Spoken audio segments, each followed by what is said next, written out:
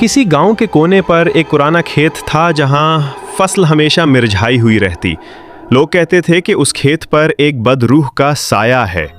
रहमत, एक मेहनती किसान, कई सालों से गांव के दूसरे खेतों में मजदूरी करता था। गुर्बत से तंग आकर उसने फैसला किया कि वो ये खेत खरीदेगा और अपनी मेहनत से उसको संवारेगा।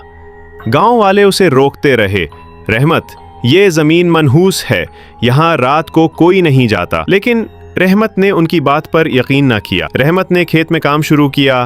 पहले दिन से ही अजीब आवाजें आने लगे। कभी पत्ते सरसराहते, कभी खेत के बीचों बीच किसी के कदमों की चाप सुनाई देती। एक रात वो देर तक पानी देता रहा। अचानक धुंध छा गई। जैसे ही वो वापस जाने लगा, खेत के किनारे पर एक साया खड़ा था। वो साया आहिस्ता आहिस्ता उसके करीब आया। रहमत के कदम जमीन में जम गए।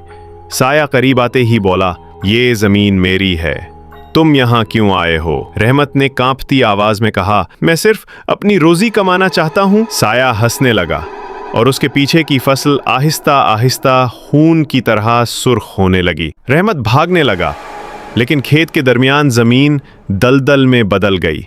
वो जितना निकलने की कोशिश करता, जमीन उसे अंदर खींचती। सुबह गांव वाले आए तो सिर्फ रहमत की टोपी और उसका औजार मिला। उस दिन के बाद खेत और भी सन्नाटा ज़दा हो गया। कहते हैं रात को अब वहां रहमत की रूह भी खड़ी नजर आती है, हाथ में वही औजार लिए जिससे वो जमीन संवारने आया था।